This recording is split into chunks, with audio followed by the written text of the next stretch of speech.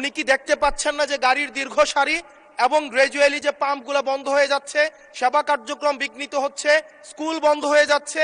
সেই জায়গাতে উনি কবে নাগাদ এই সমস্যাগুলোর যথাযথভাবে উনি সমাধান দিবে এবং উনি প্রবলেমটি অ্যাকনোলেজ করবেন কিনা? বিদ্যুৎ জ্বালানি ও খনিজ সম্পদ মন্ত্রী বলেছিলেন যে কোনো জ্বালানি সংকট নেই এবং সবাই যারা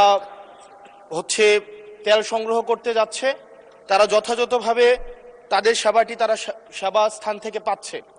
কিন্তু মাননীয় স্পিকার, আমরা দেখতে পাচ্ছি গ্র্যাজুয়ালি পাম্পগুলো বন্ধ হয়ে যাচ্ছে। আজকে সিলেটের পাম্প বন্ধ হয়ে গিয়েছে।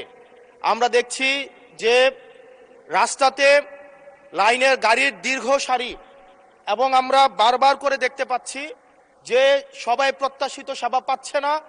এবং কিন্তু দুঃখজনক বিষয়, সরকার এই বিষয়টি এড়িয়ে যাচ্ছে এবং মন্ত্রী এই প্রবলেমটি অ্যাকনোলেজ করার পরিবর্তে মন্ত্রী আগের মতো আমরা যেভাবে অ্যাভয়েড অফ প্রবলেম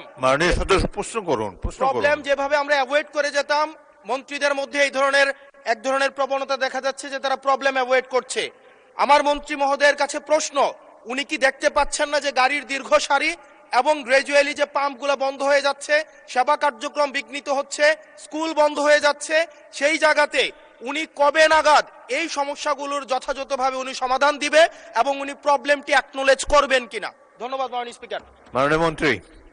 স্পিকার, আমরা প্রতিটি পাম্পে যে পরিমাণ তেল প্রতিদিন দেওয়ার কথা সেই পরিমাণ তেল আমাদের পাম্পগুলোতে সাপ্লাই করা হচ্ছে, কিন্তু ইরান ঘটনার পর থেকে হঠাৎ করে বিক্রি বেড়ে গেছে। বিক্রি বাড়া যাওয়ার ফলে যে পেট্রোল পাম্পে যে পরিমাণে তেল দিতাম একদিন 1.5 দিন লাগতো বিক্রি করতে, এখন 2 ঘন্টায় শেষ হয়ে যায়।